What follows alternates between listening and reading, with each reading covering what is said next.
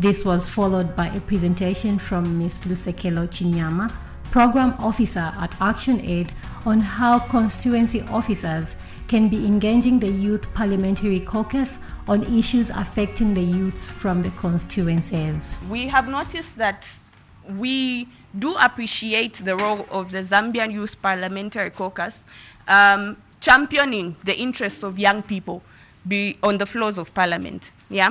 So the importance of the ZYPC is that it consolidates efforts. So as opposed to leaning on one member of Parliament who is a young person, who is a youth below the age of 35, for instance, to champion all these interests, it is better to have a group of members of Parliament, a caucus that actually focuses on this.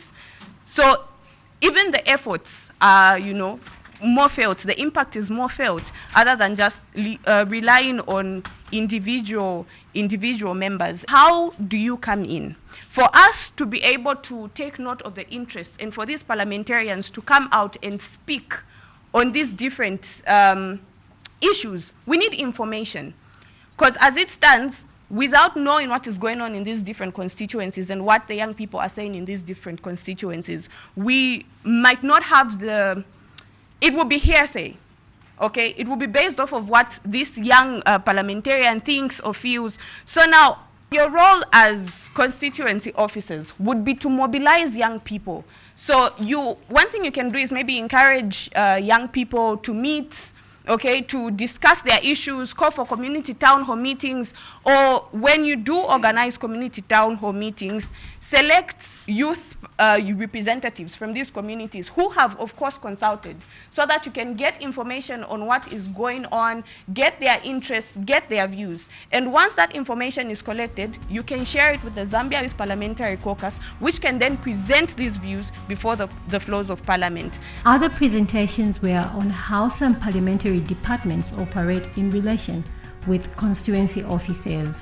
These include the Information and Communications Technology ICT department that dealt more on how the e-Parliament operates, the operations of the Parliamentary Reforms and Strategy, the Parliamentary Budget Office, the Parliamentary Library Department, the Monitoring and Evaluation Department, and the Committee Department. The officers were also taken through the data collection framework and were given an opportunity to share ideas on how constituency office work can be improved.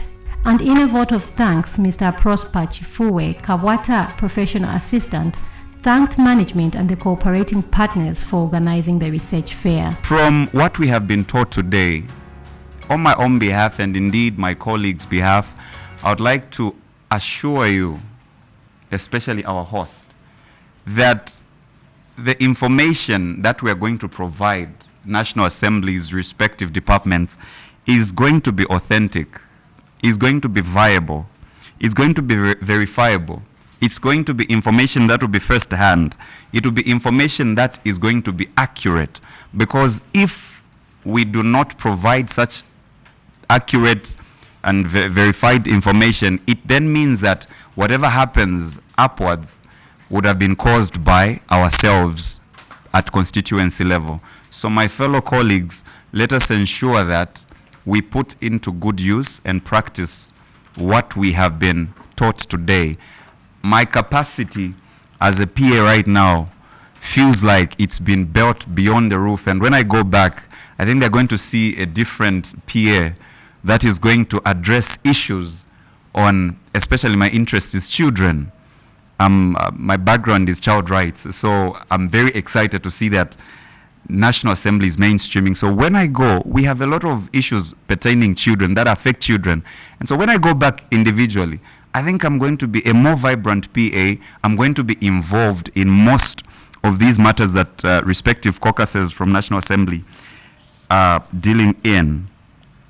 Lastly but not the least, we're going to do this so that we feed into the mission and the vision of the National Assembly. It is evident that the masterclass did provide with the necessary information to the constituency officers in line with the theme leveraging constituency offices as research satellites for enhanced data collection.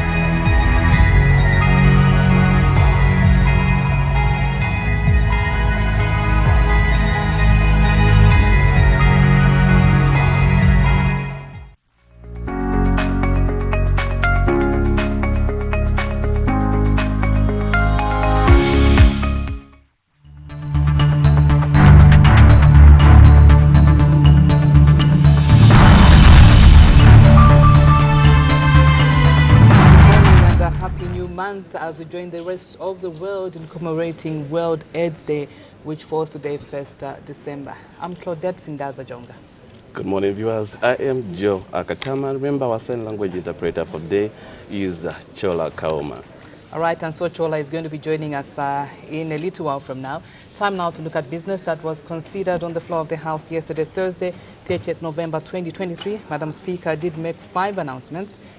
In the first one, she informed the House that she had received communication to the effect that in the absence she had received communication and informed the House that she had received communication to the effect that in the absence of Her Honor the Vice President, the Minister of Home Affairs and Internal Security, Honorable Jack Mwimbu, MP, had been appointed acting leader of government business in the House from Thursday, 30th November 2023 until further notice. And in the second announcement, Madam First Deputy Speaker recognized the presence in the Speaker's Gallery of the Zambian Scouts Group Association from Lusaka District. Madam First Deputy Speaker, on behalf of the National Assembly of Zambia, warmly welcomed the visitors to the National Assembly.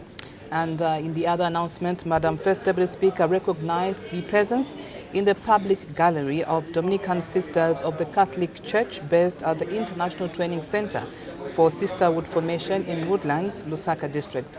Madam First Deputy Speaker, on behalf of the National Assembly of Zambia, warmly welcomed the visitors to the National Assembly.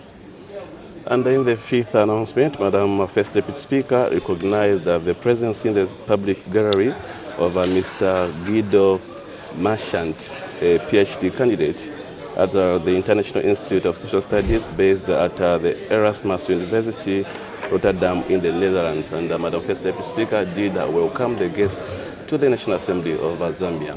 And so after those announcements, the House considered question for oral answer number 154, Understanding Order 76, and thereafter went on to consider the Marriage Bill, National Assembly Bill number 13 of 2023, which was considered in committee. So the House also did consider the Trademarks Bill, National Assembly Bill number 11 of 2023 at a third reading, and this particular bill was passed. And after consideration of those bills, the House resolved into Committee of Supply to consider estimates of revenue and expenditure and considered the following heads. That's Head 26, that's the Ministry of Information and Media. And also Head 39, which is Smart Zambia Institute. And the total budgetary allocation towards this head, which is the 39, is 458,930,430 kwacha. It was agreed to stand part of estimates. So under consideration is Head 87, which is Anti-Corruption Commission, and at the time business was suspended yesterday. The House was considering this particular head, which is Head 87. So that's the business that was considered on the floor of the House. Join us after this short break as we look at today's order paper.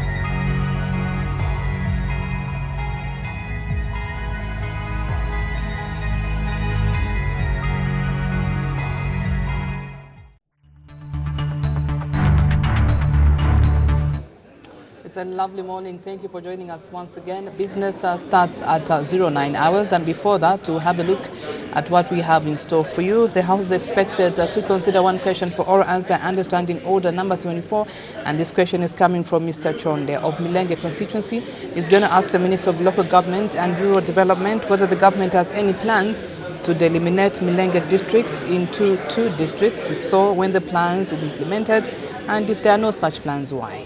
Under the House, will then consider the Marriage Amendment Bill, National Assembly Bill number 13 of 2023 at report stage. And thereafter, the House is expected to resolve into Committee of Supply to consider estimates of revenue and expenditure, including capital and constitutional. And so the following heads will be considered today.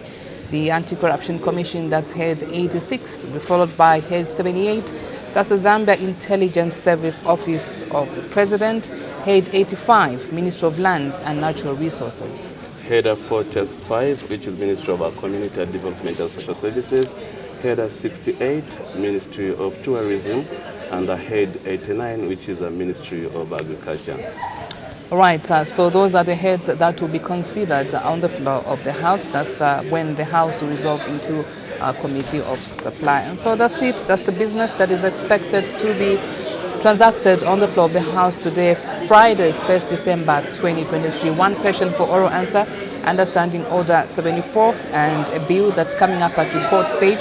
That's the Marriage Bill, National Assembly Bill number 13 of 2023. So my colleague and I will be back at adjournment just to have a recap of what will have been, transacted on the floor of the House. Just now, we take you to live pictures as members of Parliament are slowly settling in as we await for the Speaker's procession. Remember, today being a Friday, business starts at 09 hours. So do stay tuned right here as we continue to bring Parliament closer to you. Good morning.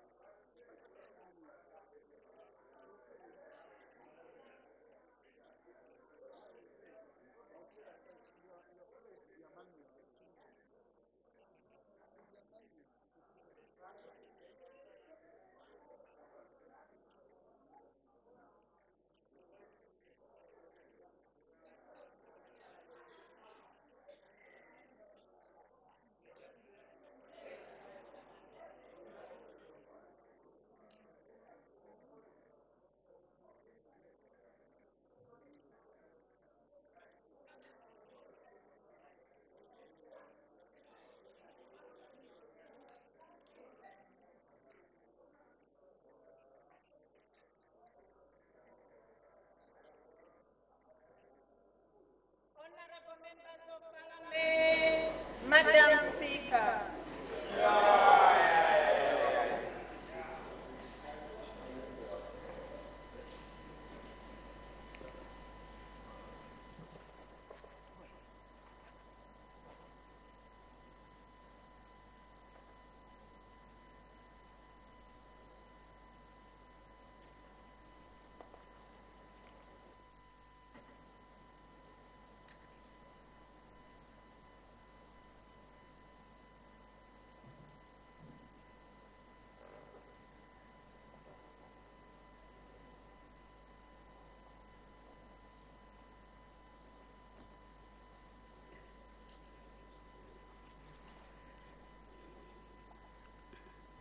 Stand and sing of Zambia, proud and free, land of wealth and joy in unity, victors in the struggle for the right. We want freedom's fight, oh, one, strong and free. Africa is our own motherland, fashioned with and blessed by those who blend. Let us, O her people, join as one, brothers under the sun, oh, one, strong and free. One land and one nation is our cry, dignity and peace.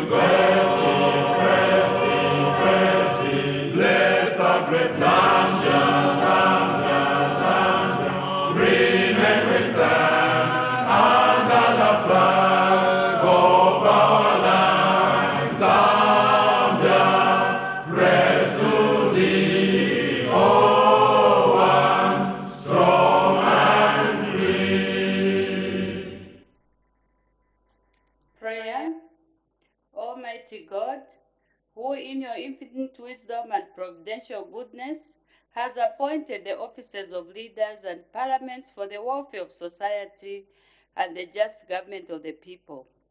We beseech you to consider with your abundant favor us your servants, whom you have been pleased to call to the performance of such important responsibilities in this land. Let your blessings descend upon us here in Parliament assembled, and grant that we may, as in your presence, treat and consider all matters that shall come under our deliberation in so just and faithful a manner as to promote your honor and glory, and to advance the peace, prosperity, and welfare of the country and of those whose interests you have committed to our charge. Amen.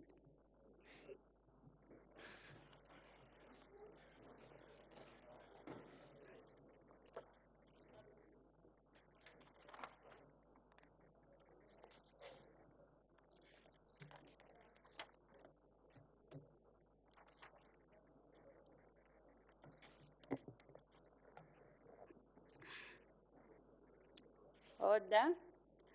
Honorable members, I have one announcement to make. Honorable members, I wish to recognize the presence in the public gallery of the selected constituency officers staff.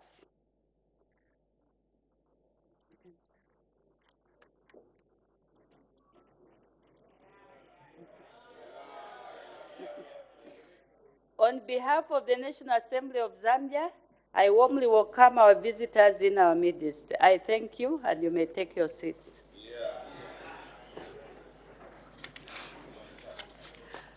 We make progress. Matters of urgent public importance. I have two members there, the Honorable Member for Kaumbwe and the Honorable Member for Wengwa. The Honorable Member for Kaumbwe. Thank you, Madam Speaker. The urgent matter of public importance I wish to raise is directed at the Minister of Green Economy and the Environment, who I cannot see in the House.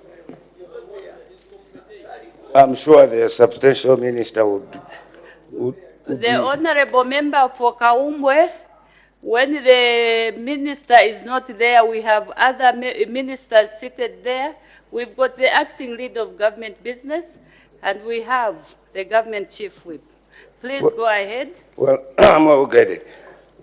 Madam Speaker, the rainfall patterns in this season has come with a lot of devastating characteristics, such as the lightning. In few days, just about a few days ago, in my constituency, Kapio village, lightning struck.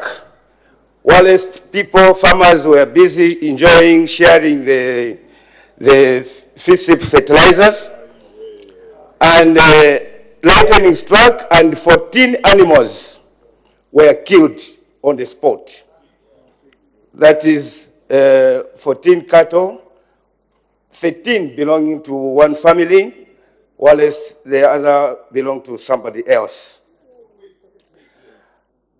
We have also seen that the same lightning countrywide has killed people.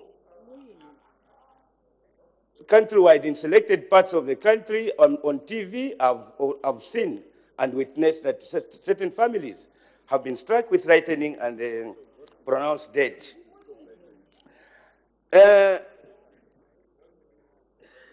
The Ministry of Green Environment and Economy is in charge of the meteorology station, weather. Is there a way for the Minister of Green Economy to get updates, to give updates that the country, the rain season this year has come with a special lightning that is killing people and the animals, so that we can be warned early and even have preventive measures We should be able to understand the rainfall pattern as it comes. How can people safeguard themselves from this devastating effect of the lightning? I seek your serious guidance, Madam Speaker, on this one. The honorable members, I don't know whether the minister is able to predict that there will be lightning. I'm not sure. However, honorable member, lightning has been there all along, year in, year out. Maybe you can just come up with a question to the minister of how to prevent, yes, how people can even take care of themselves so that they are not killed, their animals are not killed. Just use another fora to come up with a question, maybe a question that can be answered by the Honorable Minister of Green Economy. Otherwise, predicting that there will be lightning in Mangu, in Kawambo on such and such a day, I don't know whether that is possible. We make progress. The Honorable Member for Bwengwa.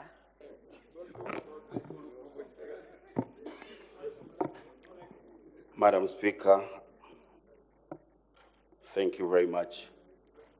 Madam Speaker, the matter of urgent public importance I'm about to raise is directed to the leader of government business, the acting today.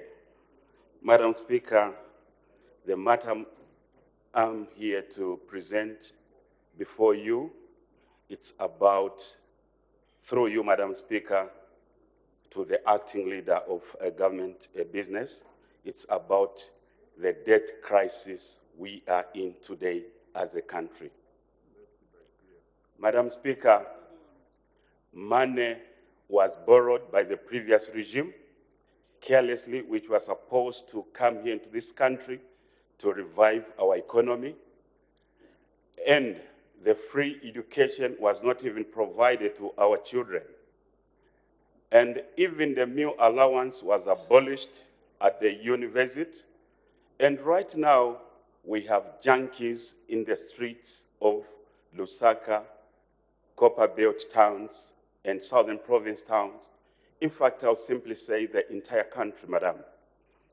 And this resulted because of the careless borrowing, and the money was not directed, okay, to revive the economy and to put it in good use. And the people who borrowed are still free and languishing in the streets of our towns, moving freely. And we expected them to be in a place where they are supposed to be confined and working for the Zambian people in those prisons. And they are still very free and busy castigating the government that the president is moving up here and there, trying to sort out the debt which they left. Now, Madam Speaker, through you, to the leader of government business, what measures is the government putting to make sure that these people who borrowed carelessly about 28 billion, the PF, what are you going to do? Are you planning to come up with a forensic audit for the debt which was collected by the PF regime, so that these people can go and work for the Zambian people for misusing the debt money, the money which they borrowed from the donors? Thank you so much, Honorable Madam Speaker. Thank you. The honorable member is advised that much as that matter is important, but it does not qualify to fall under urgent matters of public importance. The debt crisis has been there, starting from years back. When the new Dawn government came in, they found that debt crisis up to where we are now. So I would advise the honorable member for Bwengwa to use another platform so that that matter can be brought back to the House. I had indicated 2, but since we allowed 3, the honorable member for Rukuru East. Thank you very much, Madam Speaker.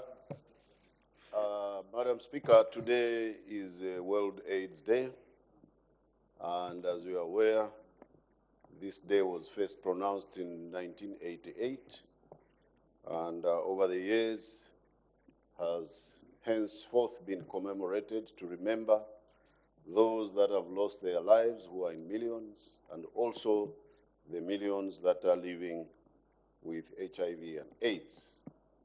We send our solidarity to them.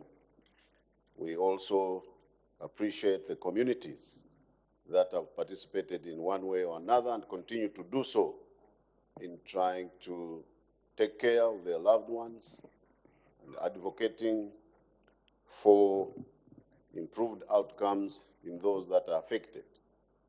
Madam Speaker, currently we have seen that the gains that we have made over time are beginning to be reversed, particularly in our young people, who we see a lot of new infections. In fact, 38% of our new infections are attributable to our young people, the adolescents, which means, Madam Speaker, that if we don't renew our concerted efforts, all of us, including us leaders, as role models, political will, the people that make policy, that shape the direction, we risk losing more lives and taking steps backwards. So I rise to question why the National Assembly in particular has not seen it fit to make a statement, to join the rest of the world in trying to reflect on the progress that we have made and where we are lacking or how we can go forward. I wish the Minister of Health was here, and of course the Leader of Government Business is here, to try and understand what steps we are taking or what has been planned for World AIDS Day so that we avert the potential loss of lives as a result of the new infections among the young people. Madam Speaker, I thank you. Thank you. So on behalf of National Assembly, what I can say is that we haven't lined up a program. We are looking to see what has been lined up at national level. So Honorable Minister, or Honorable Member for Lukulu East, I think let's take it upon ourselves as leaders, especially in our constituencies where we are coming from, so that we keep sensitizing the people. As you've mentioned, the numbers are increasing. So let's take this burden or this task upon ourselves together with the Minister of Health. It is very, very important that us leaders in this house, we are proactive. We have to initiate activities in our various constituencies. Because most of the people, they think that actually the numbers have gone down, especially with the art. They think the problem of HIV/AIDS is no longer there. So with that issue that you've mentioned, to say that the cases are increasing, please, as national leaders, let us try to do something amongst our peoples. They still need that information. So I think it's never too late. Let's check and find out what is happening in our respective constituencies. Thank you. We make progress. Question for oral answer, understanding order number 74. The Honorable Member for Milengi.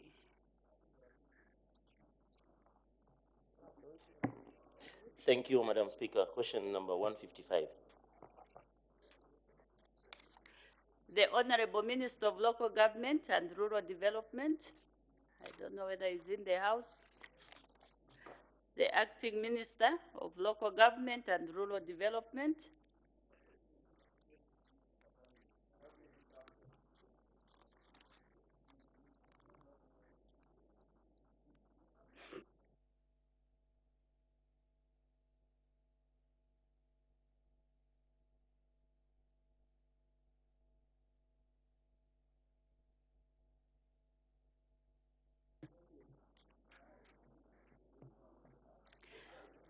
the Honorable Minister of Local Government and Rural Development, please, let's try to be punctual, especially when we have a question or an activity on the order paper.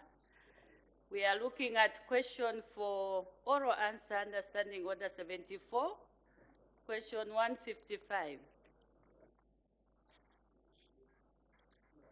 Sincere apologies, Madam Speaker. I was running a crisis as I was coming. Madam Speaker, Mr. Chonde, the Honorable Member of Parliament for Milenge, is asking the Ministry of Local Government and Rural Development at A, whether government has any plans to delimitate Milenge district into 2 districts. If so, when the plans will be implemented, and if there are no such plans, why? In response, Madam Speaker, the government has no immediate plans to create the 2 districts in Milenge, and that B, the creation of district is based on several factors, and these include, among others, population size, geographical spread, and availability of resources to implement the said delimitation. These factors do not indicate a need for the desired delimitation, and therefore it is also important to mention that there are no resources yet that have been found to implement the division of this district, and especially so that these factors that I pointed above are absent. I thank you, Madam Speaker. Thank you. Supplementary questions? The Honorable Member for Milenge. Minister, thank you for your answers. Just to put clarity to the answers, do you have specific numbers that people would rely on in order for us to qualify to have 2 districts? And the geographical, do you have numbers that speaks to the 2 items you have raised as regard to population and the area size? I thank you, Madam Speaker. The Honorable Minister of Local Government and Rural Development. In terms of population, Madam Speaker, I'll have to come back to the Honorable Member of Parliament to give him the specific number of people that are required to be in a certain said jurisdiction for it to qualify to be delimitated. The other factors also include social amenities, and this is a question that I answered before on the floor of Parliament, which include also infrastructure, which as I'm speaking, the Member of Parliament is clearly in agreement that infrastructure in Milenge is not as adequate to create that delimitation. But to satisfy him, I can come back within this morning to him and give him the exact figure of population that is required in order for a delimitation exercise to happen. The Honorable Member for Lunte. Madam Speaker, thank you so much for according me this opportunity to ask a question to the Honorable Minister. Honorable Minister, I have to appreciate you. One attribute I admire about you is that you are not afraid to tender a public apology when you are convinced you are wrong. There are very rare people who have that attribute. Honorable Minister, you mentioned geographical size, you mentioned population, you also mentioned no resources. In the case of Milenge, there should be a reason among all this. What is the reason Milenge cannot be divided? The Honorable Minister of Local Government and Rural Development. Madam Speaker, let me just also appreciate the kind words that the colleague has showered on me for apologizing. I'm at your feet in contrition for my late coming and for not having the figure that the colleague is asking for. Coming to your question, What is it about Milenge? First, with the resources, as you know, this government works on activity-based allocation of resources. In the case of Milenge, I can tell you that I'm sure that that's what happens probably in your party. But I can tell you that in our party, we have actually done a sort of delimitation in terms of political activity, that we have Milenge West and Milenge East, if I've got it right. That is in recognition of the fact that the place is very vast. It's extremely vast, so we admit. But when it comes to the actual reason why, it is the reason of space population. That is the reason why Milenge has not qualified to be delimitated. The Honorable Member for Pambashi. Yeah, thank you, Madam Speaker. Madam Speaker, I must also emphasize that maybe my elder brother, also the Hejazi, he declared himself to be older. Yesterday is catching up with him. That's why he delayed to come. So I hope as we age, we should be able to wake up a bit early and exercise. Madam Speaker, Milenge is made up of two areas. There's Milenge East and Milenge West. And the Minister, can't you do in Milenge the way you did to Pambashi, to create a sub-bomber in Milenge West so that they are able to carry out basic functions as really barely relying on the services that they acquire from Milenge East. And Milenge East, for you to get there, Minister, you have to come to Mansa, go all the way to Zambia, and then you go to Milenge East. Don't you think it will be prudent for you to create a sub-bomber in Milenge West? I thank you, Madam Speaker. The Honorable Minister of Local Government and Rural Development. I don't know. Madam Speaker, I see that the MP for Pambashe is paying attention to my body anatomy without looking at his own. In that, in Tonga we say, "Basogwe bagaseka namagolyo," which means that monkeys have laughed at one another because of that thing that juts out at the back of their heads. But on a light note, at least I'm able to button my jacket. You can look at his when he's standing. Madam, the issue of creating a sub-bomber for provision of service in Milenge cannot be underplayed. It is a logical way to think.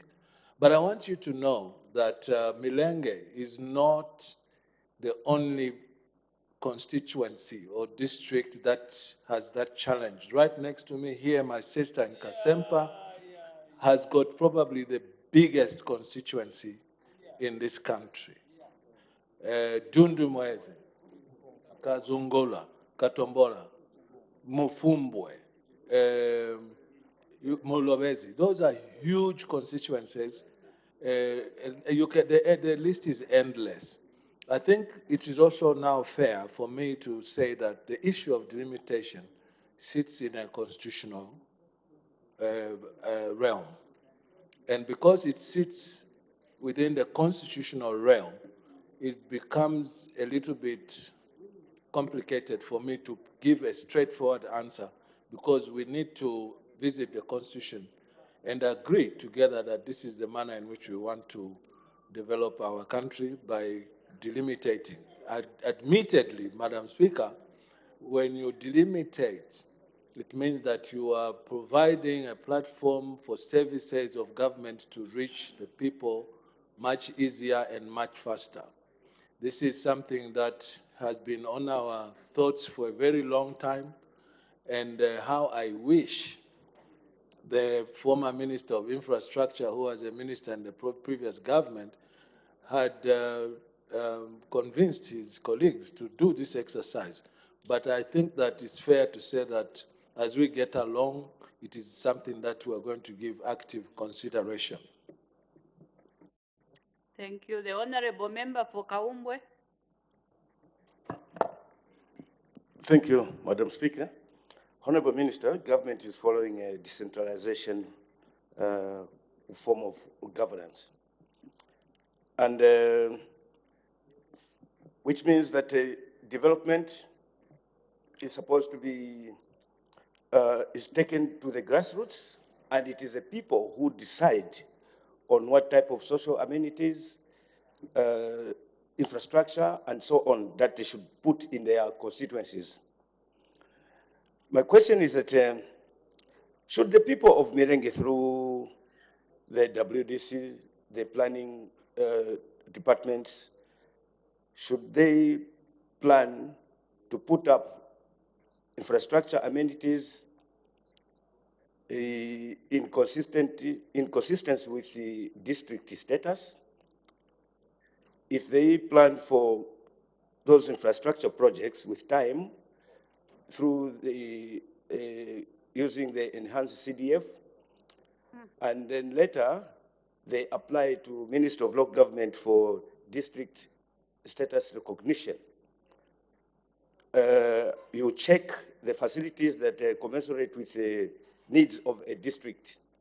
Will you be able to award them or to give them that district status based on the efforts that have come from the WDCs, the community itself, to plan without getting resources from government, from central government, but using enhanced CDF or any other means of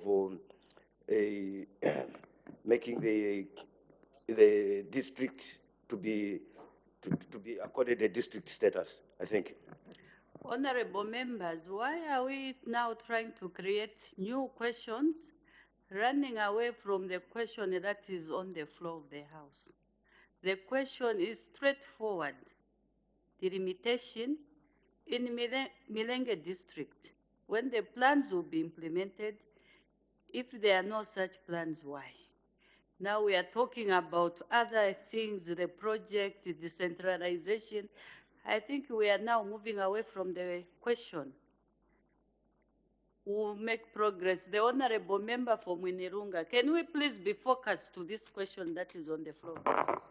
Focused indeed I am, Honorable Speaker. My question, Honorable Speaker, to the Minister is that he has answered very well on the question that has been raised.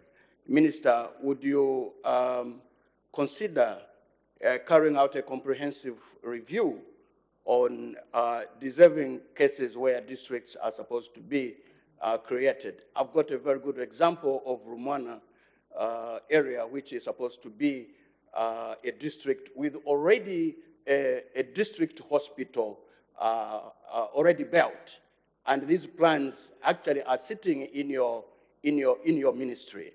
Would you be willing to carry out a comprehensive review so that deserving cases are accorded the status of districts? There's an indication for a point of order before the Honorable Minister comes in.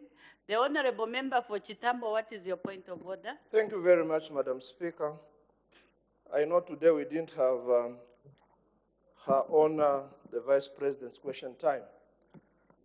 Madam Speaker, today is not the 14th of February, and it's not Valentine's Day. And the Standing Orders, Madam Speaker, 204, is very clear on what how we should dress in this House. Madam Speaker, the Minister for Central Province, she's clad, in fact, she's my minister.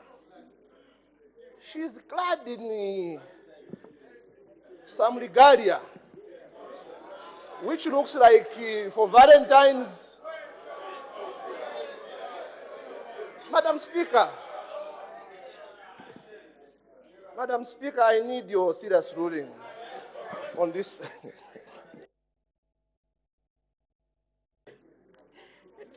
My ruling is that the Honorable Minister for Central Province is not out of order, because the dress code actually does not indicate, or it does not talk about colors. It talks about decently dressed in the House.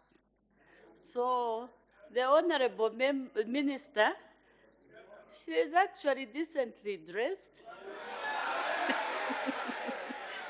There's nothing wrong with her suit.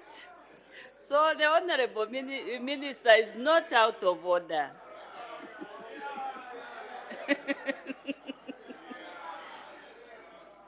The Honorable Minister of Local Government and Rural Development. Madam, let me thank the Honorable Member of Parliament for Monilunga for that very important question. The studies are a continuous process, Honorable Member. They sit in many areas. One of them is the 10-year periodic census of population and housing.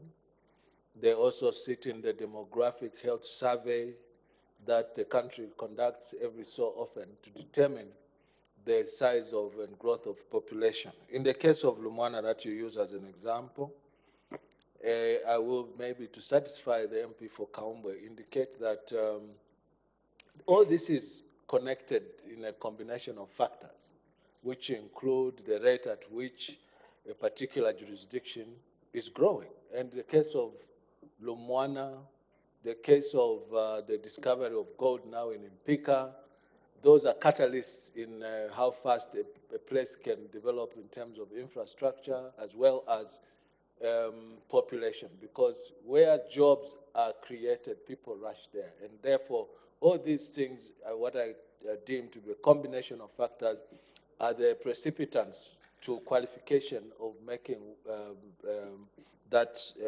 declaration, which again lies in the power of the president. He's the one who makes the declaration of district status. I hope that I've attempted to answer your question, Honorable Member. Thank you. The Honorable Member for Pambashi, we have got a lot of work to do today. What is your point of order? Thank you, Madam Speaker. Madam Speaker, Standing Order 65 is very clear. And on the challenging on the rulings of the presiding officers is very clear.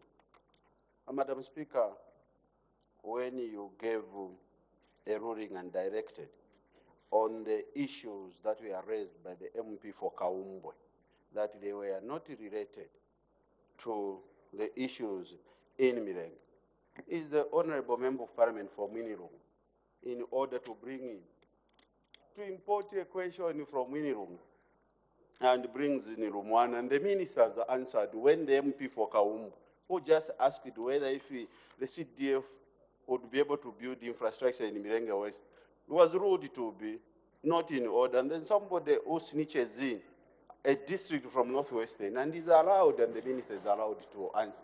Is the MP for Minurunga in order? I seek your serious ruling. The Honorable Member for Pambashi, I think it's the duty of the presiding officer to weigh the questions and link them to the question that is on the floor. The Honorable Member for Pambashi, it's not your duty to start comparing what each Honorable Member of Parliament in the House is asking.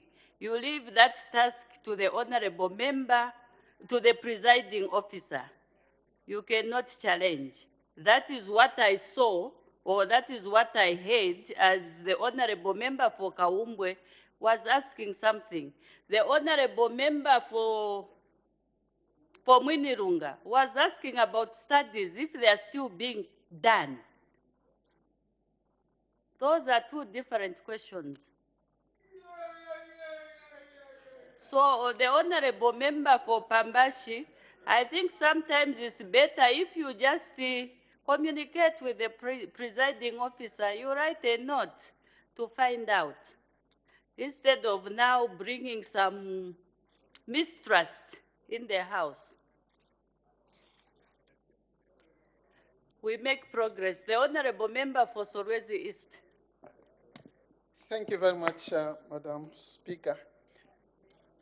Drawing from the example that the Honorable Minister has given regarding infrastructure, amenities, population dynamics, in order to have a constituency delimited, and to draw maybe from your responses, do we see the constitutional review process beginning so that we are able to have constituencies delimited and be able to receive the much needed development.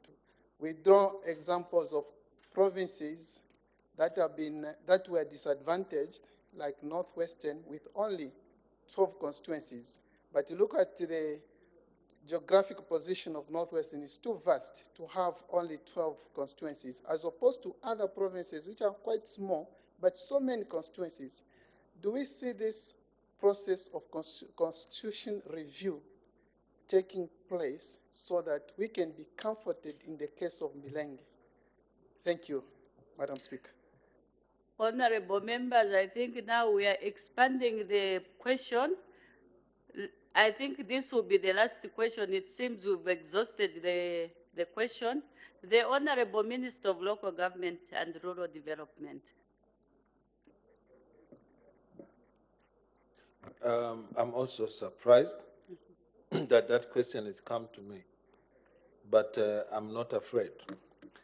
The job of a member of parliament is threefold: to legislate, to do budget oversight, and to represent constituencies.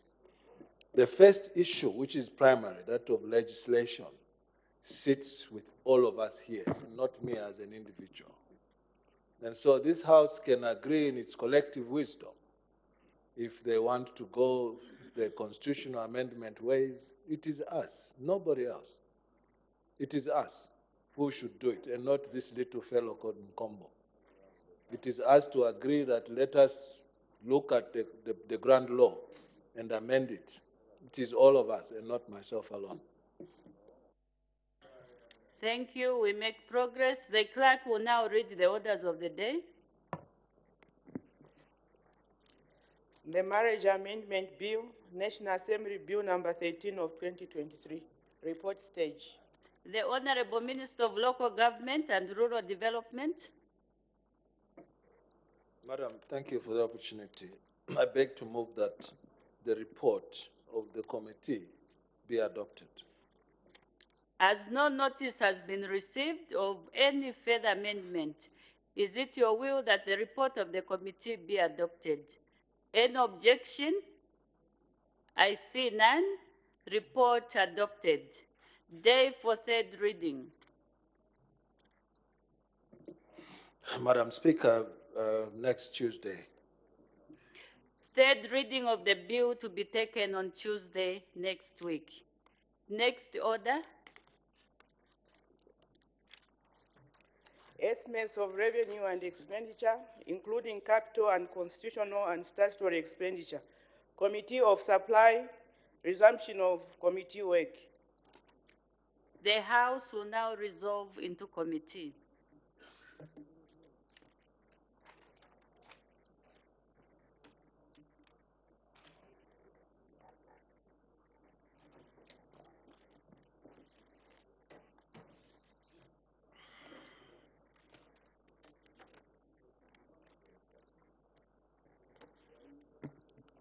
When business was interrupted yesterday, Thursday, 30th November 2023, the Committee of Supply on the Estimate of Revenue and Expenditure for the year 1st January 2024 to 31st December 2024, presented to the National Assembly in September 2023, was considering Head 87 and Corruption Commission, and the Acting Leader of Government Business had just finished winding up debate. Business continues. Head 87 and Corruption Commission, head total 180,804,688. Any debate? Any objection? The question is that Head 87 and Corruption Commission, a head total 180,804,688 stands part of the estimate. Mr. Banda. Thank you, Chairperson. Minister, can I take you to page 689? 689. Yes, I'm on page 2, code 4148, or we could call it program 4148, corruption prevention and education. In 2023, the value was 35 million kwacha. 2024, you've reduced it to 33 million kwacha. Honorable Minister, we all know that certain people are found in this web simply because they do not understand that what they're doing is corruption. Usually, if we look at people that are being instructed by the superiors, it's simply because it's lack of education. So why is it that you're reducing the money from 35 to 33, when we all know that we need to educate these people and prevent, rather than always spending so much money on investigation and prosecution? I thank you. The Acting Leader of Government Business. Mr. Chairman, before I respond to my colleague pertaining to the question he has posed, may I just inform the nation that we have a tragedy that is brewing in Chingola, where a number of our people have been affected by a collapse of the open pit in Chingola. We have more than 30 people who are now under the rubble, and we are struggling to retrieve them. We would like to ask all of us to put our citizens in Chingola in our prayers. Mr. Chairman, the reason for the variance is that the decrease of 8% is mainly reflects the fact that in 2023, there was a significant allocation towards setting up the Anti-Corruption Commission's Resource Center. This project was meant to be completed in 2023, and hence the reduction in 2024.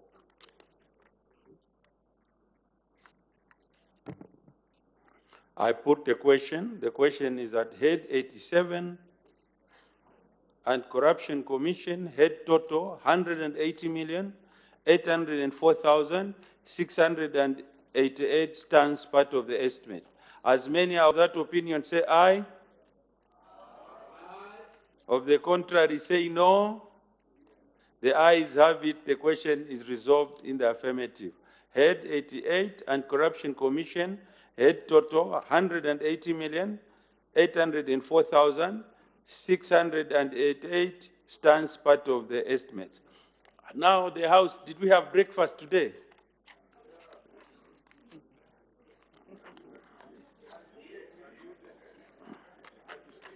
Let's make progress.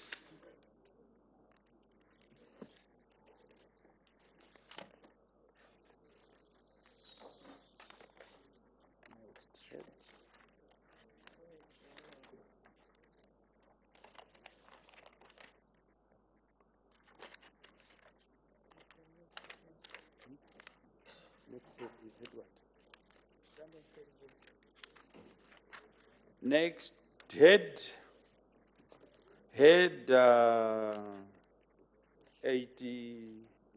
78. This head is very sensitive head. I urge the House to be candid with each other, and also to know that we are debating security issues. Zambia Security Intelligence Services, by nature, we are not supposed to go into details because these are issues that we may not understand ourselves. So head 78, Zambia Security Intelligence Services, Office of the President, the Acting Leader of Government Business, Policy Statement, the Honorable Minister of Home Affairs.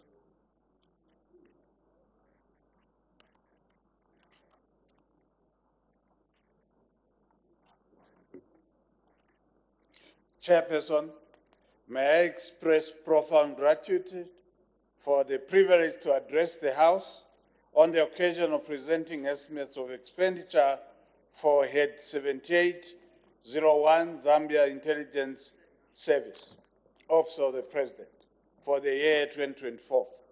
Chairperson, the institution under consideration draws its mandate from Article 1933A of the Constitution of the Republic of Zambia, as read together with Section 6(1) of the Zambia Security Intelligence Act number 14 of 1998.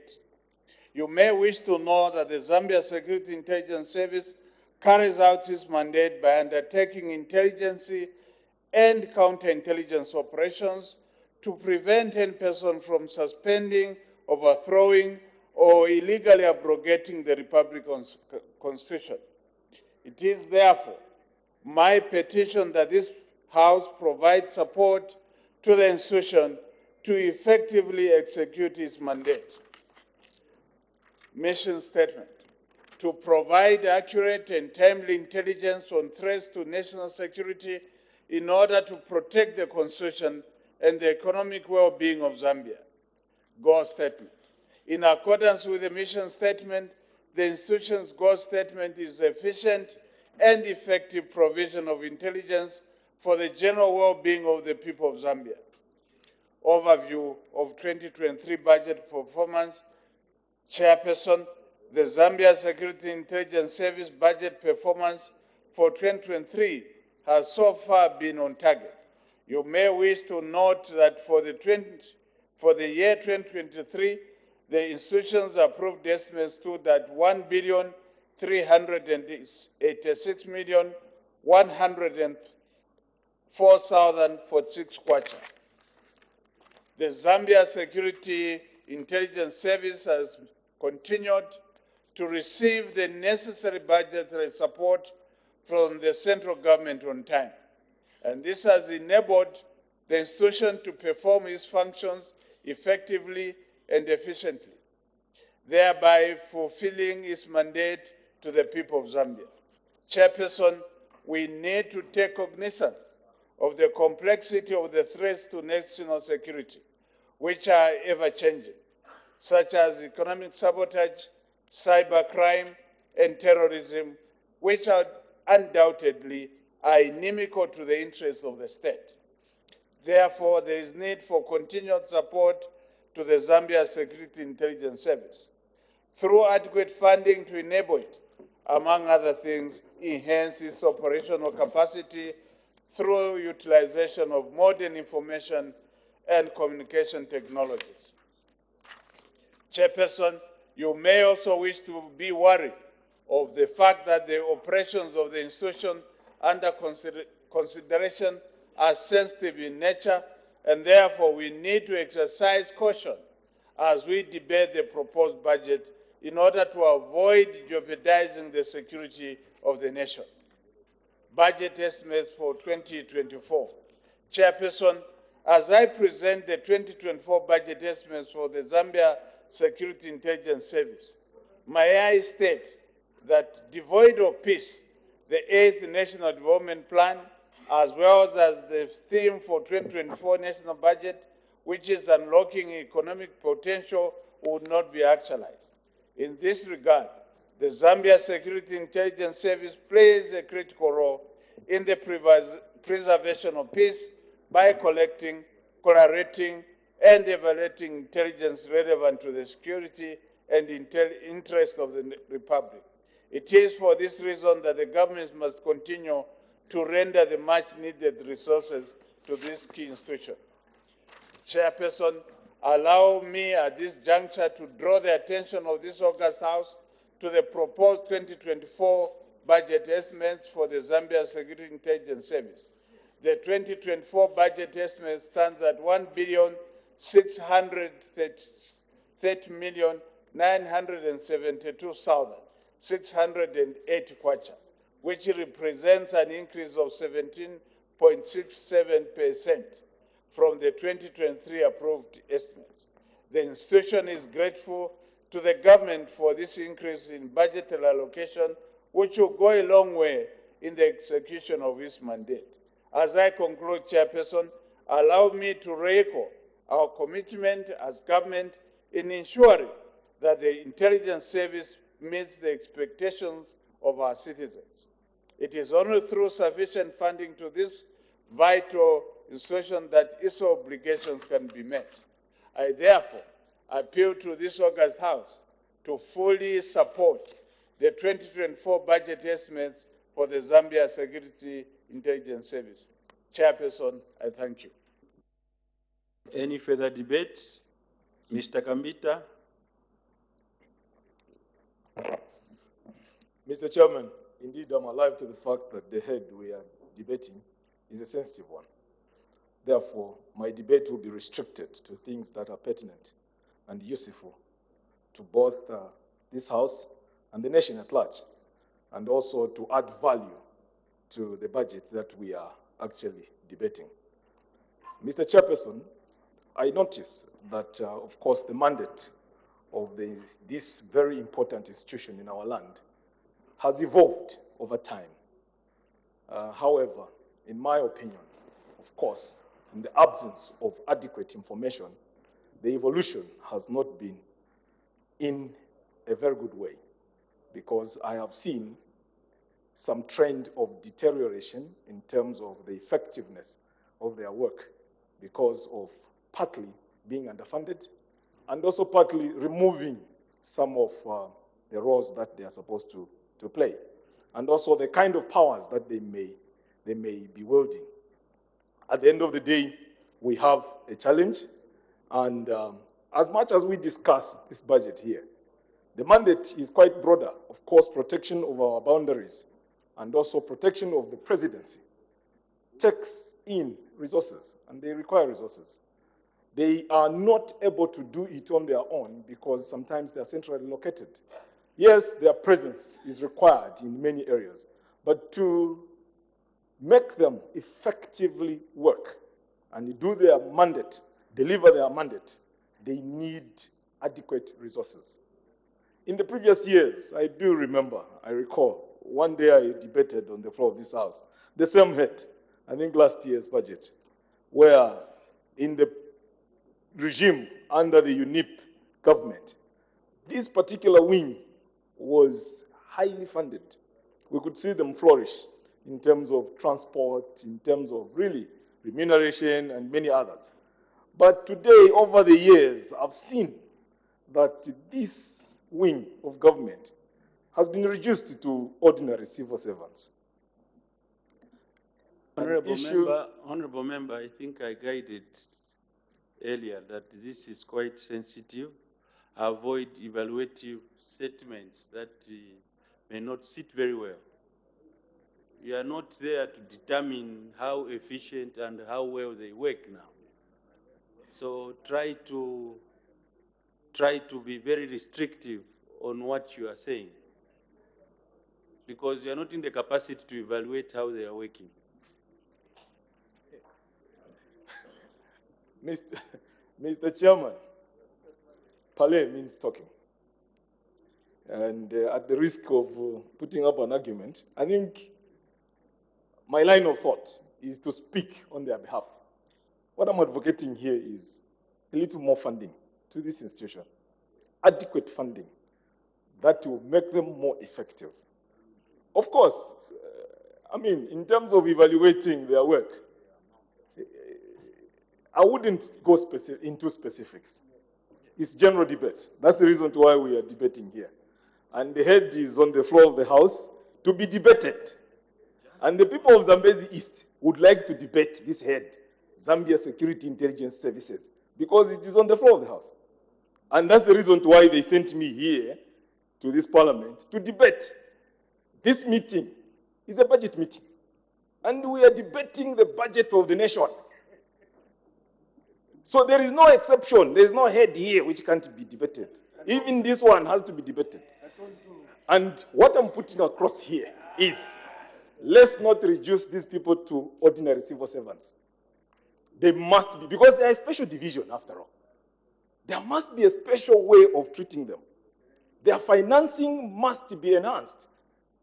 It shouldn't be like business as usual, like we are financing maybe Ministry of Agriculture or any other line ministry. This institution is a specialized institution and it requires more funding because their work is complex. That's the point I'm trying to drive. I can see the Honorable Minister of Agriculture trying to pose a question, through a smile. But of course, I'm trying to drive a point that this institution needs adequate funding. I may not evaluate how much really adequate the budget is, but you see, we get these complaints sometimes from the Vine. We are members of Parliament, Mr. Chairman.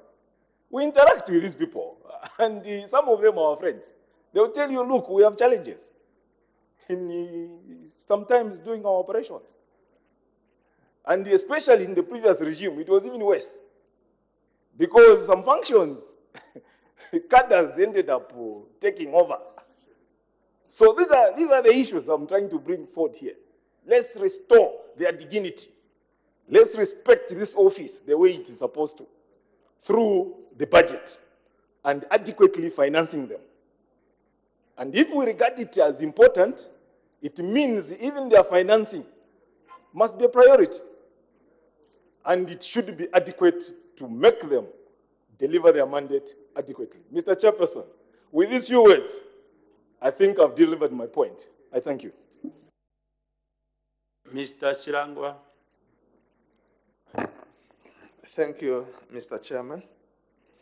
Mr. Chairman, I want to take part of the words that Honorable Kambita has placed on record as my own, to the effect that this head is appearing on the budget and we need to debate it because that's why it has come here. Otherwise, it shouldn't come here if it cannot be debated. Mr. Chairman, this particular unit of government is a very important branch of government whose work is so important. And whatever they say, whatever information they get, and when they process it, it must be taken very, very seriously. I like to believe by now, this branch of government should have informed our colleagues in the executive that they are not adding value to their existence as a government by, instead of focusing on real challenges that Zambian people are facing, they keep on talking about PF. How ironic that nobody wants to debate and debate soberly and end their debate soberly without referring to the last regime. You are degrading yourselves by that manner of debate. It's about time people grew up in their debates. Zambians are waiting for results. If this wing was fully financed and supported fully in the manner that it should, they should have collected reports and they should have sent these reports to the president that things on the ground are not what they seem. Things on the ground are very, very bad. Zambians are not happy with the UPND government. Continues questioning me. The Zambians are listening as I'm talking right now. I speak for the Zambians. That's why I'm here. So this particular wing is supposed to be the ears and the eyes for the president. When they see non-performance in ministers, they are the first one who's supposed to report. When they see some benches always empty in Parliament where ministers are supposed to sit, they are the ones who are supposed to tell the president, the performance of your cabinet ministers in Parliament is below average. This is the wing. This is the wing which is supposed to say to the president that the manner of behavior, the conduct, the standard of living of particular Minister A, Minister B has changed. We suspect there's something that is going on. This is the wing which is supposed to elect the president.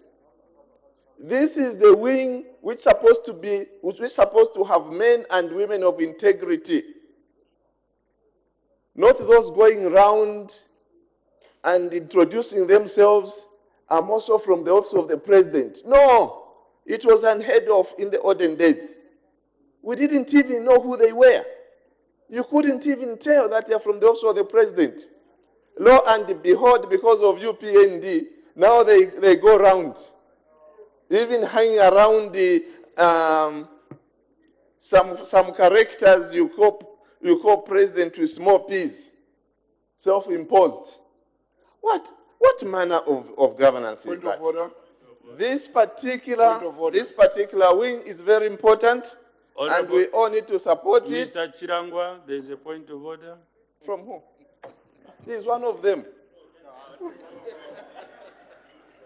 Mr. Chairman, I rarely stand on points of order, but I'm referring to Standing Order 65. Honorable Chilangwa, who has been a minister in the previous government, is supposed to be factual. He is going out, in and out, assessing the performance of the ministers, assessing the performance of OP. Is in order to talk about something which he can't prove. Does he supervise the ministers? Does he supervise the OP for him to lament the way he's lamenting? I need your serious order. Thank you, Honorable Minister. I guided, but one of the problems in this House is appearing members to appear more knowledgeable than the House, which is a very big mistake. When I guide as a presiding officer, you have to abide. I told you that let's not go in detail over this head. Our role was to ensure that we look at the monetary aspect. But evaluating how this department of government performs is not within our reach. Yes, we can, but there are limitations because we may just end up conflicting ourselves. And the other aspect is that Honorable Member Mr. Chirangwa, you included cabinet ministers in your debate, which is within, it's not within your role to debate your colleagues. We are not allowed to debate ourselves because people may end up responding in a manner that will not befit this House, and to encourage mayhem. That's the reason that we are not allowed to debate ourselves. Mr. Chirangwa is out of order. May you continue, Honorable Member?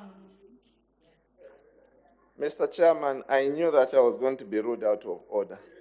I knew from the word go. Mr. Chairman, once a shushushu, always a shushushu. So I know where that is coming from. Mr. Chairman, there is a very important saying. What do you mean? Translate that word, shushushu. Yeah, it's what the do you mean it's by the same word as, shushushu? it's the same as saying as once a parliamentarian, always a parliamentarian. Yeah. In another language. No, but who is shushushu? Myself.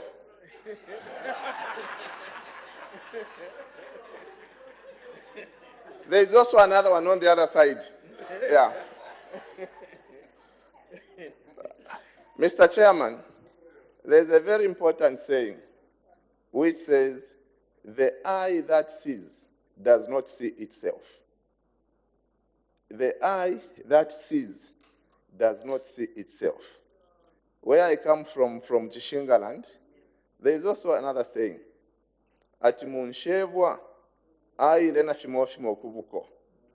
Meaning that a person who does not take advice, one day they end up embarrassing them. We speak and talk about these things in good faith because Zambia belongs to all of us. Zambia is our country. When we see our colleagues going into a ditch, we need to warn them. It's our responsibility. Because the failure of this government, the UPND government, is a failure for Zambia. Nobody will rejoice. And yet when we speak to say this wing is supposed to be prodding and warning our colleagues when they go wrong, and people think I'm debating them. No, I'm not debating them. Sir, what I am doing is trying to say this particular wing of government is the ear and the eye of government. It's supposed to collect, it's supposed to see, it's supposed to hear, and tell our colleagues in government we are not moving in the right direction. That does not amount to discussing details. Not at all. That is generic.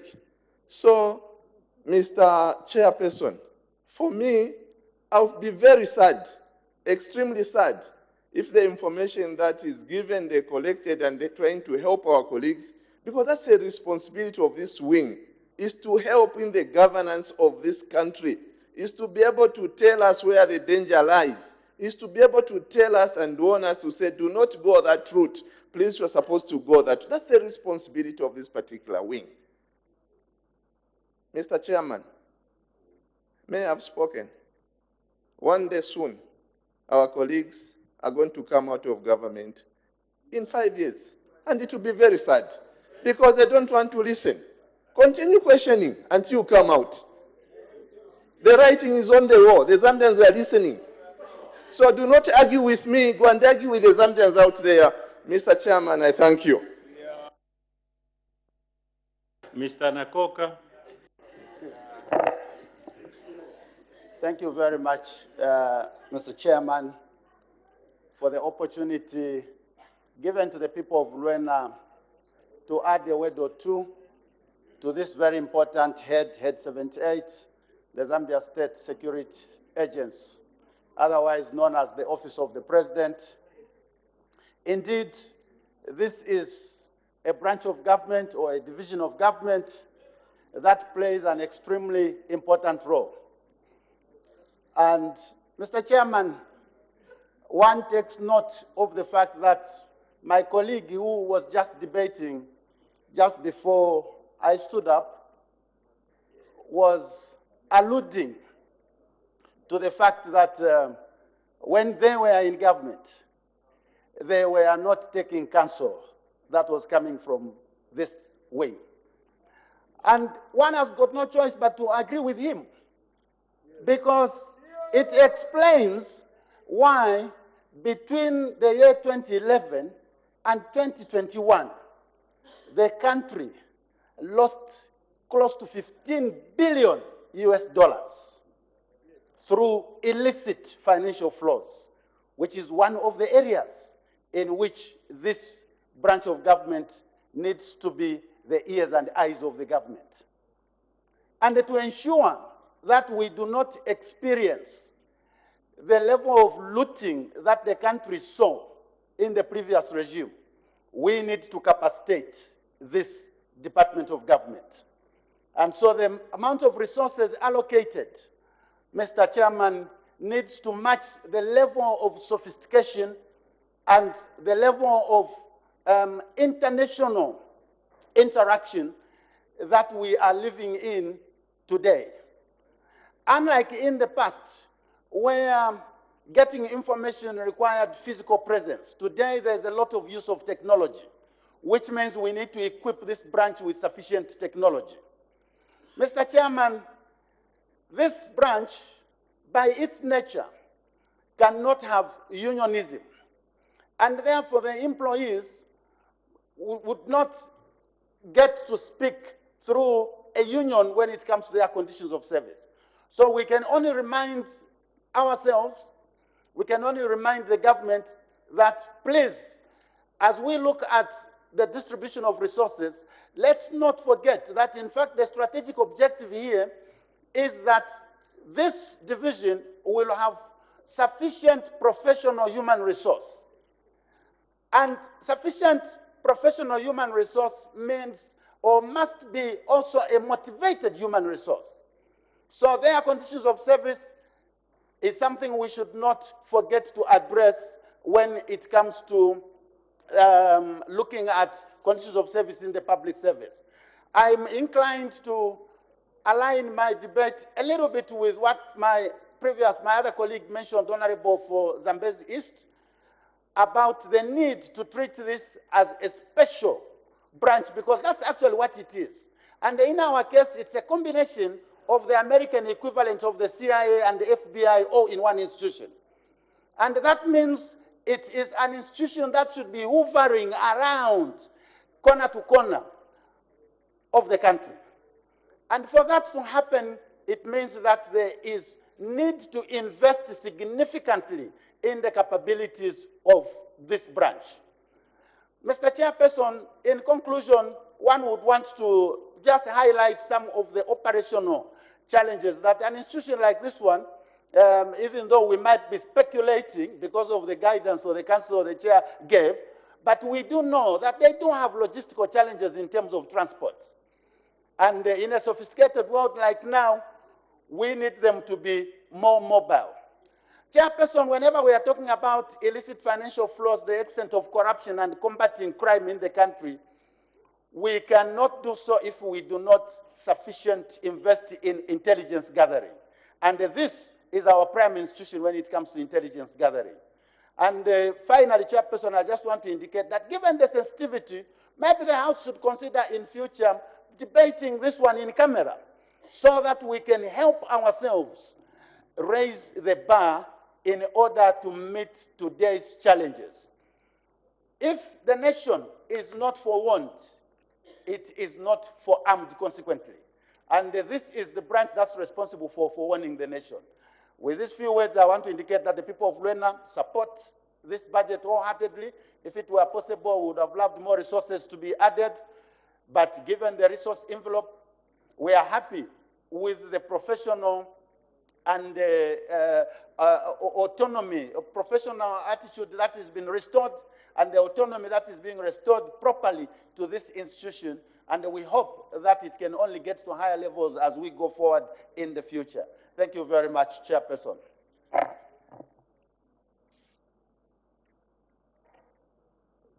The Honorable Minister of Information will be followed by Honorable Chanda and Honorable Zulu.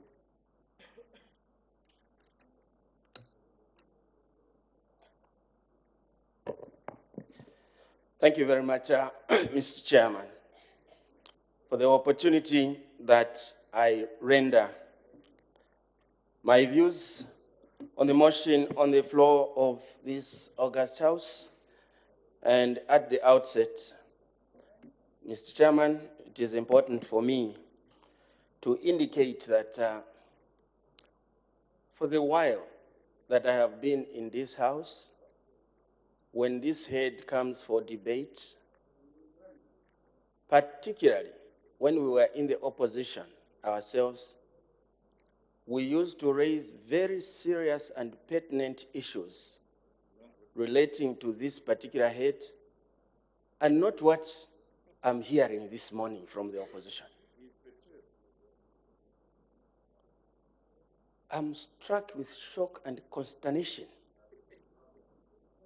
Mr. Chairman, that on this particular head, the opposition can take the floor of this House and begin to talk about this very important wing of government and governance, to talk about performance of ministers, that this organization should be reporting to the president about performance of ministers. Mr. Chairman, ministers have leader of government business who checks their performance. There is also a chief whip who whips your right. So for the opposition really to come and debate this very important wing of government at this level should be a worrisome indicator to Zambians. Because when we come to debate here, Mr. Chairman, we expect the opposition to raise pertinent issues so that the executive are held accountable in the way they are managing. the affairs of this nation. We cannot reduce this house to this level. Honorable Minister, let me guide. Let's avoid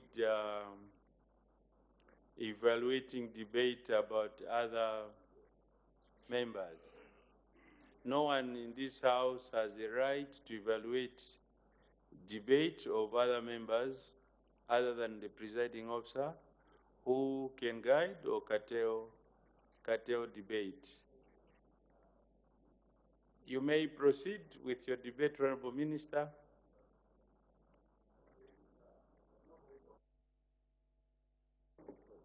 Thank you for your guidance, Mr. Chairman. And as usual, I was just trying to rebut, which is our practice, Mr. Chairman, that when the opposition raises issues, we must rebut. And pursuant to that, Mr. Chairman, seriously, Honorable Chirangwa should come to this house to inform the nation that the job of this particular institution is to evaluate the performance of ministers.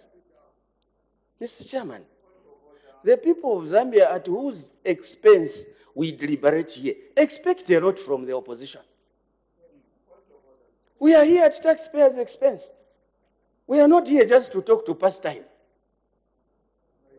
Now, let me proceed, Mr. Chairman, to indicate that the New Dawn administration is very grateful to the professionalism that is being exhibited by this particular wing of government.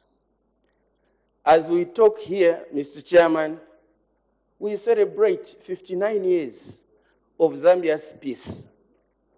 And among us, the leading institutions in maintaining this peace in this country is this particular organization whose vote stands before us this morning. Therefore, we as government will continue to support the independent operations of this particular institution and support their autonomy and ensure that they continue to perform to the expectations of the people of Zambia, and that their advice, as and when rendered, will be taken seriously. We have seen in the past, Mr. Chairman, where institutions such as this will give advice to a sitting government that they should heed the call of the people, and a government would not listen.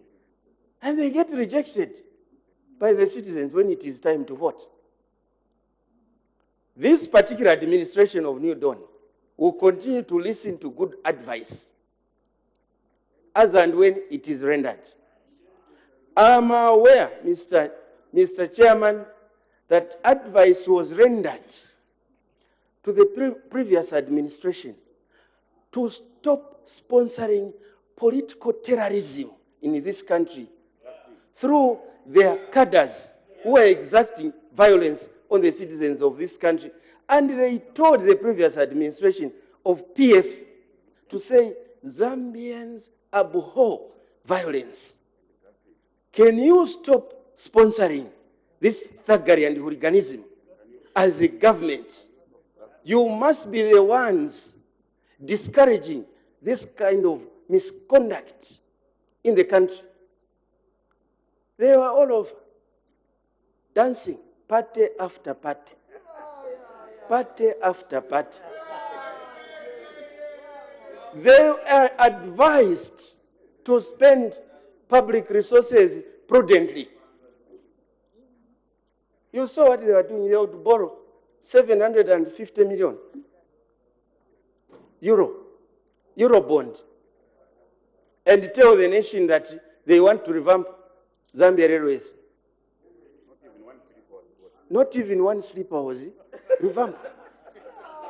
And this institution would advise them, the people of Zambia will take you to account for your actions. They would not listen. This PF.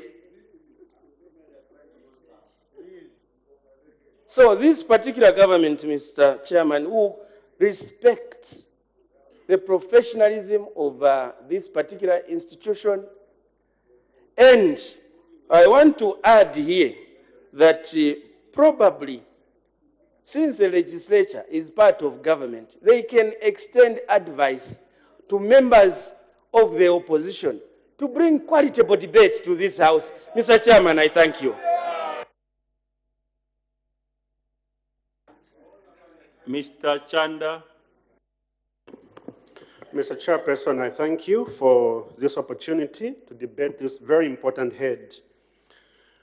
And in debating this head, Mr. Chairperson, allow us to also agree, as the people of Kanchivia, that maybe in the years to come, this particular head must be debated in camera. Mr. Chairperson, we wish to make our submissions in supporting allocation to this very important head as the people of Kanchivia, because we understand that the presidency is a very important institution.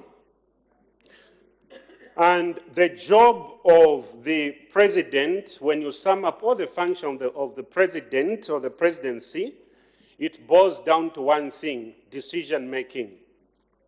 And decision-making is informed by the information at the disposal of the person occupying that very important office. The more reason why all of us are called upon to support this institution, because this institution is above partisanship.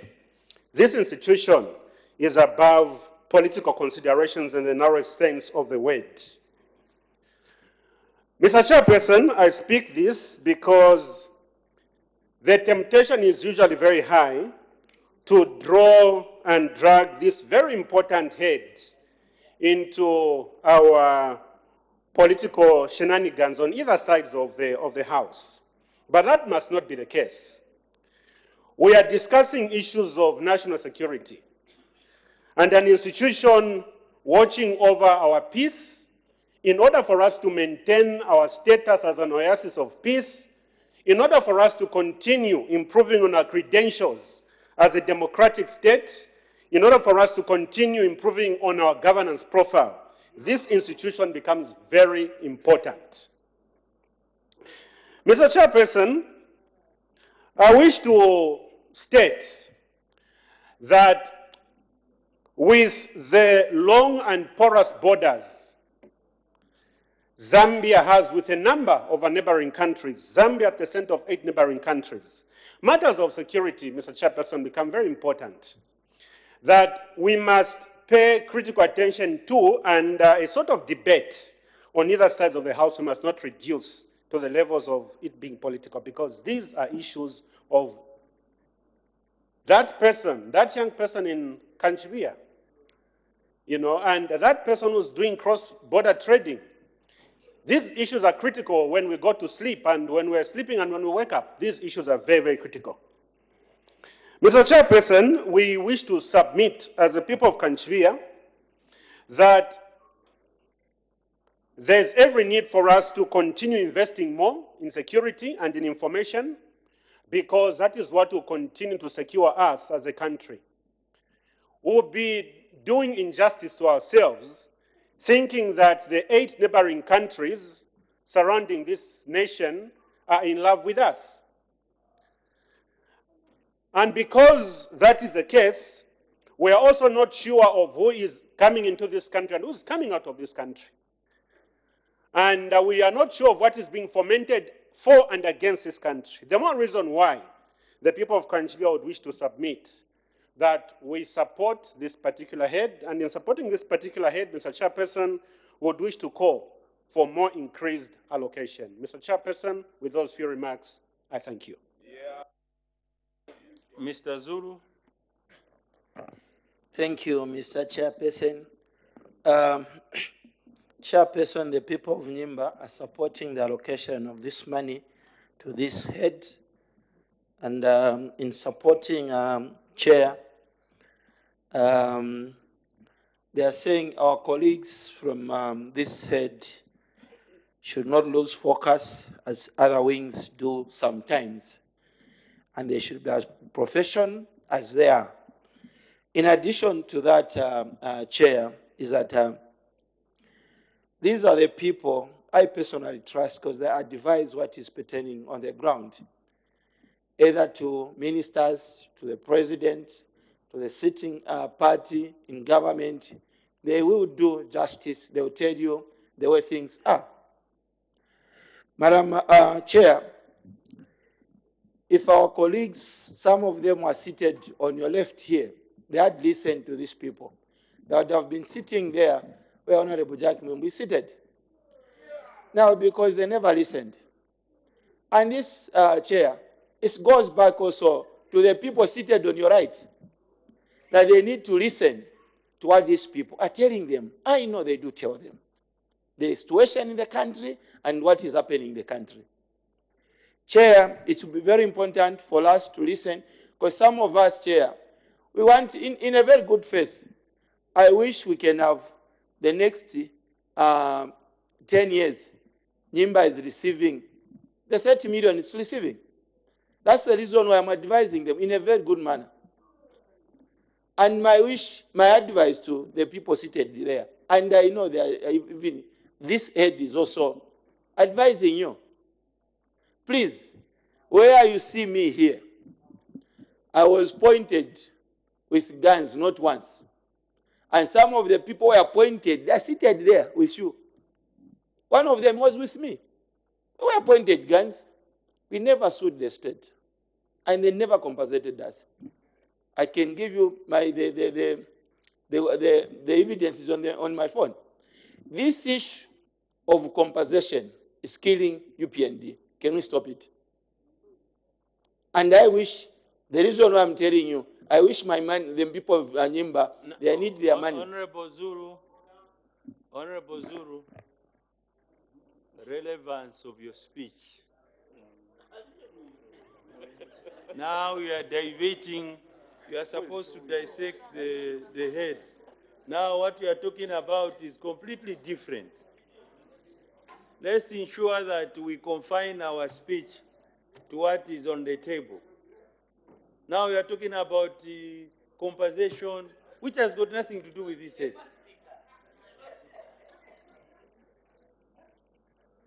You were given a fora to air what you wanted on other heads.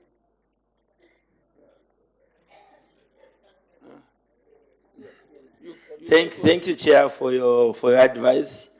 My only advice that this head should pick what is pertaining on the ground and transmit the same information to the government. Because those at every happening in the ground making weak of the current government, I'm not in support. And what I want is that the current government should continue. Maybe we can see what I've seen in my constituents, what we've built in my constituents, and practically my advice to the executive is that whatever information these people are going to give you, please don't brush it off. Other executives, other government blast the information off. That is why today they can advise you, because they know what happened to them for failure to listen to this head. Mr. Chairperson, thank you so much for the opportunity. Let's make progress. The Honorable Minister, Acting Leader of Government Business, to wind up debate. Thank you, Mr. Chairman. Mr. Chairman, I've listened attentively to the debates and the recommendations that have come from my colleagues.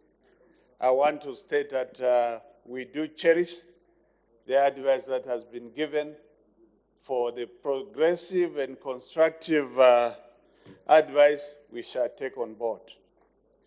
However, Mr. Chairman,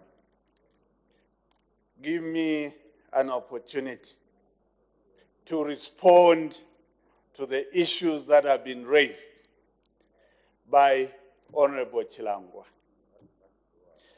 Honorable Chilangwa has informed the nation and this House that this government does not listen and that will be going out in 2026.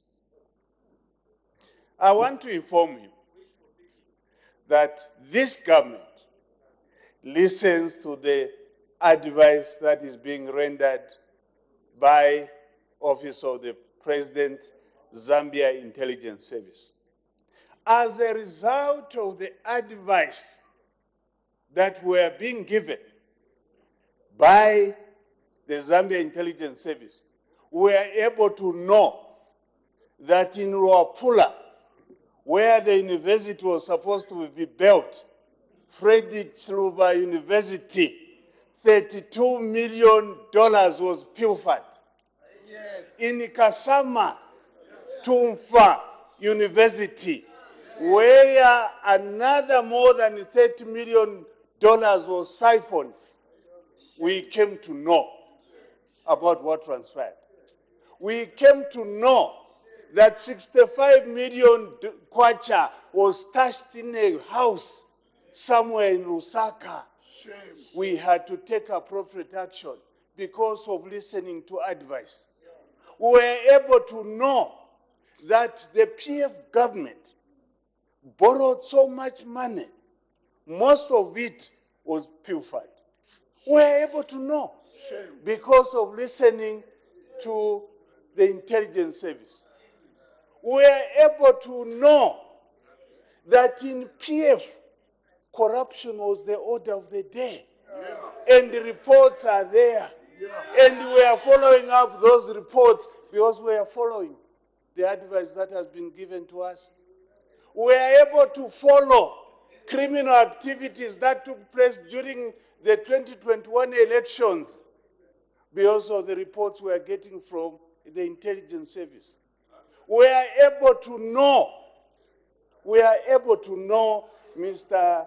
Chairman, that the PF government got money from Saudi Arabia, which money was diverted. We got information from the intelligence service. We were able to know that the actual price of ambulances was not what was offered because of the information. We were able to know the actual price of the fire tenders because of intelligence information. We were able to know, Mr. Chairman, we were able to know, as Honorable Mwetwa indicated, that the money that was intended for the rehabilitation of Mlungushi textiles in Kabwe, which kept on being opened whenever they want an election to be won, they were opening in Mlungushi. Yet the money was pocketed by them. We were able to know because of intelligence service.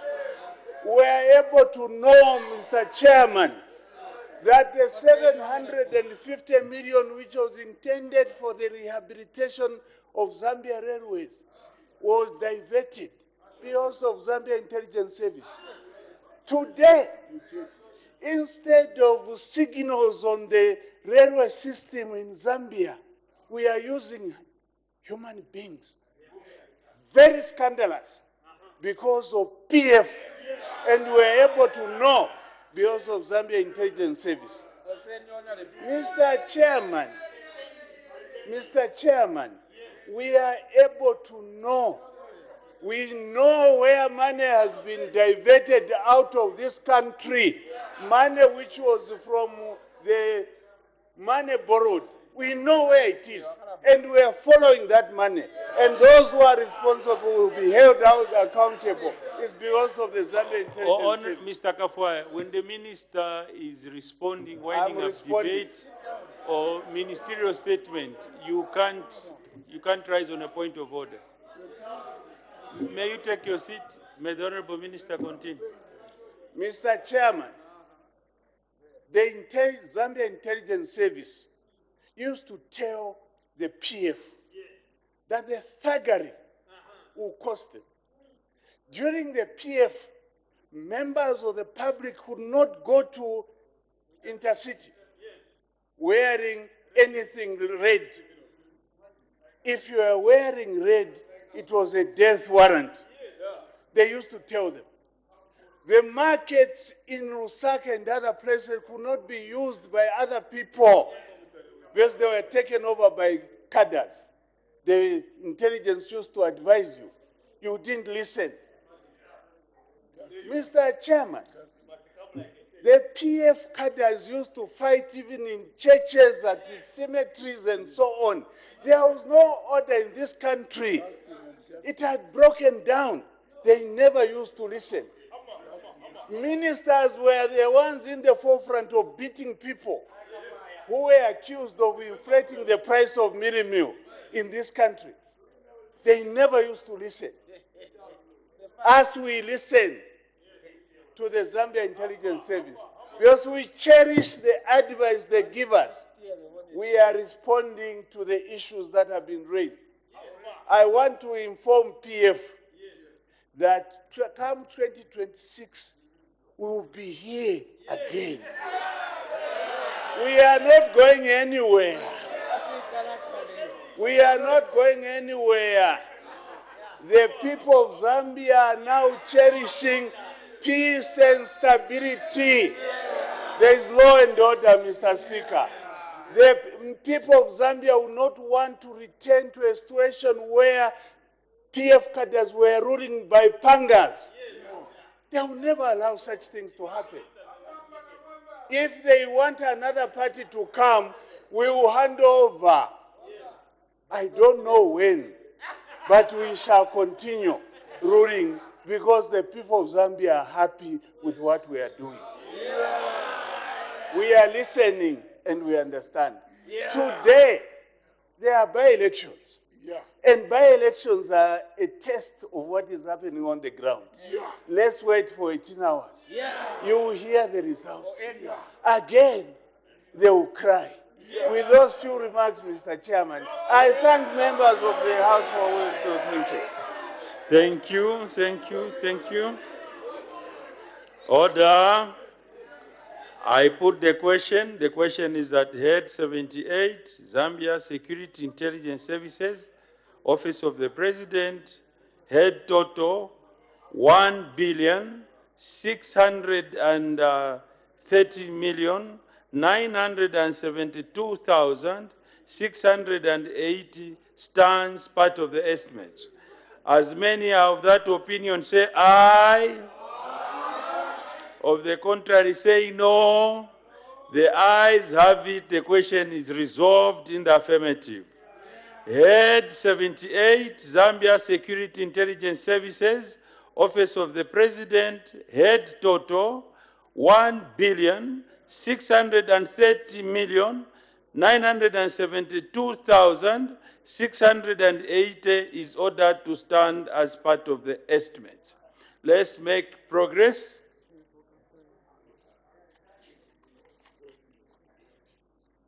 We now move to head 85, Ministry of Lands and Natural Resources. Order, Honorable Minister. Your time will come for you to make a policy statement. Just give me a bit of time.